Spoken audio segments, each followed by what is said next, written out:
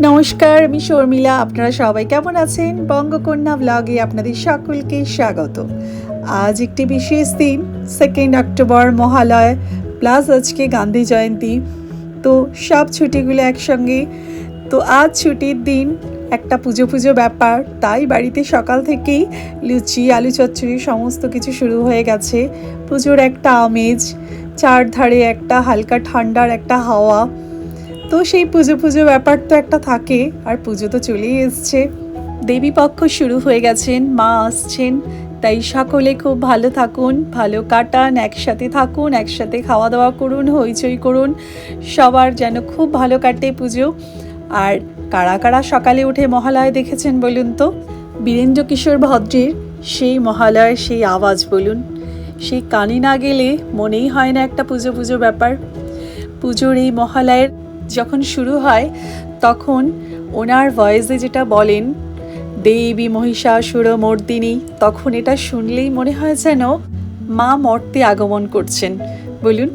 যাই হোক, চলুন এবার ঝটপট আমি একটু রান্নাটা সেরে নিই। আজ একটু বেরোবো, তাই একটু ছোট ছোট করে পেঁয়াজ কেটে নিই। একটা গোটা পেঁয়াজ দিয়েছি, একটু আদা দিয়েছি, আর যা একটু ধনে জিরে, একটু হলুদ, গুঁড়ো লঙ্কা, মশলা তার মধ্যে দিয়ে একটু ভালো করে কষিয়ে নিচ্ছি। কারণ বড় কাতলা মাছ। এবার একটু গরম জল ওপর থেকে দিয়ে দিই, আর মাছগুলোকে দিয়ে দিচ্ছি। এর মধ্যেই ঝটপট হয়ে যাবে। তারপর চলুন আপনাদের দেখাই। আর ওপাশে আমি করেছি একটু স্যালাড করে নিয়েছি, কারণ আজ বেশি কিছু আর করব না।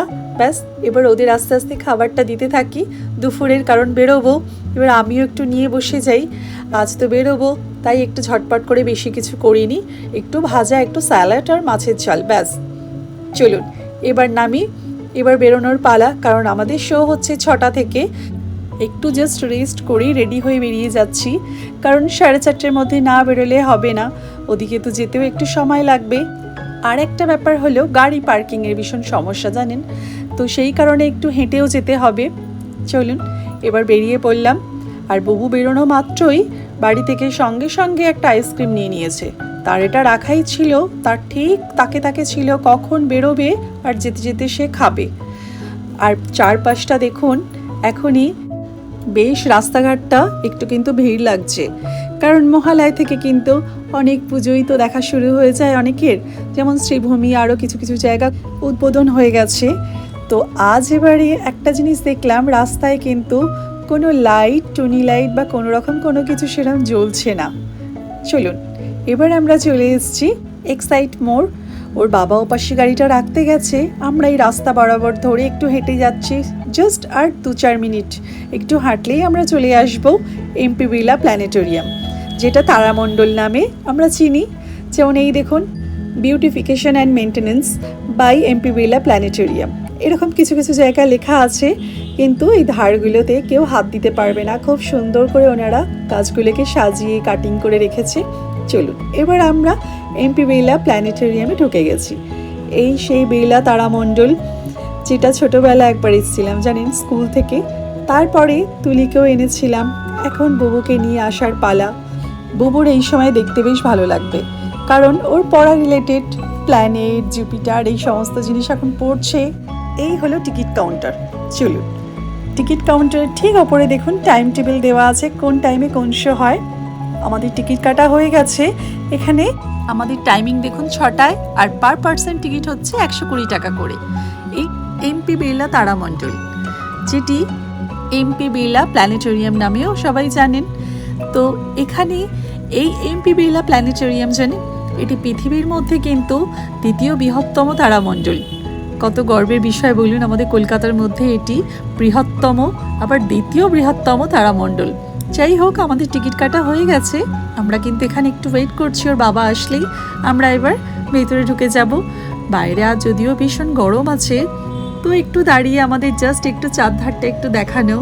বেশ, এখানে পরিবেশটা কিন্তু খুব ভালো লাগে। চারধারে সবুজ গাছপালা, তার মধ্যে সুন্দর একটা ঝর্ণা, খুব সুন্দর করে চারধারটা সাজানো। আজকে হাওয়াও দিচ্ছে না জানেন, তাই জন্য একটু বেশ গরম লাগছে, না হলে চারধারে সুন্দর হাওয়া দেয়। চলুন এবার ওর বাবা চলে এসছে, আমরা ভেতরে ঢুকে যাচ্ছি।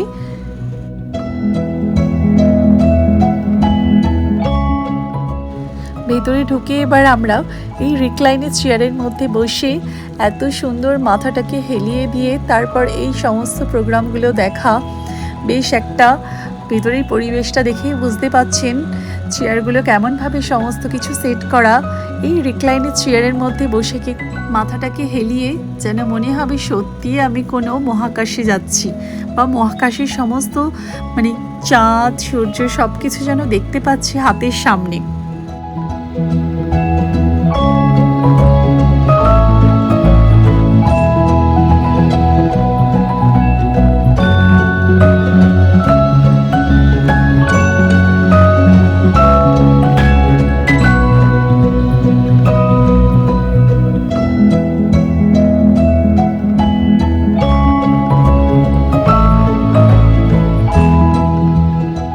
আমাদের এই শো হয়ে গেছে, তো শো টাইম থাকে 30 মিনিট কিংবা কখনো 40 মিনিট। আমাদের আজ এটা 30 মিনিটের ছিল। সবাই এবার আস্তে আস্তে উঠে আসছে, বেরোবার পালা। আর বাইরে কিছু জিনিস আছে, চলুন সেগুলো আপনাদের দেখাই। সেগুলো দেখতেও ভারী সুন্দর লাগবে। আমি যদিও তুলিকে নিয়ে অনেক বছর আগে এসেছিলাম, এখন বুবুকে নিয়ে দেখা যাক কি কি দেখা যায় এবার। এর সাথে জানেন আরেকটি এখানে কনফারেন্স রুম, একটি বড় টেলিস্কোপ, এগুলো সব আছে। দেখি, এই দেখুন চলে এসেছি। এই পাশে এটা কি বলুন তো, মার্স মানে মঙ্গল গ্রহ। এরপর দেখুন একটা কি ইন্টারেস্টিং জিনিস, এখানে একটা ওয়েট করার একটা মেশিন আছে, সেখানে যে দাঁড়াবে তার ওয়েট পৃথিবীতে কত, মার্সে কত, জুপিটারে কত, স্যাটার্নে কত। দেখুন আর্থে আমার 67 কেজি যদি ওয়েট হয়, মনে দেখুন 11.10। কি অদ্ভুত না, কি সুন্দর করে এখানে দেখাচ্ছিল। আর এপাশে বাবু এই টাচ স্ক্রিনের মধ্যে কিন্তু সমস্ত কিছু ধরে ধরে টাচ করে এটা ওটা ঘুরিয়ে ঘুরিয়ে লেখাগুলো কেমন বার করছে। আর এটি দেখুন কি সুন্দর, মহাকাশের মধ্যে কেমন ধরনের দেখতে হয়, আর দূর থেকে আমরা চাঁদকে কেমন দেখি, সমস্ত কিছু এখানে ব্যাখ্যা করে দেওয়া আছে। এবার আমাদের বেরোবার পালা। যারা কিন্তু মহাকাশ বা স্পেস নিয়ে ভীষণ এই সমস্ত চিন্তা করে, বাচ্চারা ভালোবাসে বা স্বপ্ন দেখে, তারা কিন্তু এখানে এসে অবশ্যই একবার ঘুরে যাবে, তাদের কিন্তু খুব ভালো লাগবে। আমাদের এবার যাওয়ার পালা।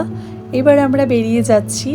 তাই যখনই যাচ্ছি তাই সব এই কথা বলতে বলতেই যাচ্ছি না, এসে কিন্তু বুবুকে দেখিয়ে বুবু কিন্তু ভারী খুশি হয়েছে। বা মহাকাশে কি কি হয়, কেমন হয়, এইগুলো কিন্তু বাচ্চাদের কাছে একটা পুঁথিগত বিদ্যা, তাই একটু সামনে থেকে দেখিয়ে নিয়ে যাওয়া। আর দেখুন যাওয়ার পথে কিন্তু রাস্তার মধ্যে কোনো লাইট নেই, এই জাস্ট একটা প্যান্ডেলের হয়তো গেট। চলুন আজকের মতো ব্লগটা এখানেই শেষ করছি। আবার দেখা হবে নতুন ব্লগের সঙ্গে। ভালো থাকবেন, সুস্থ থাকবেন, ভীষণ সাবধানে থাকবেন।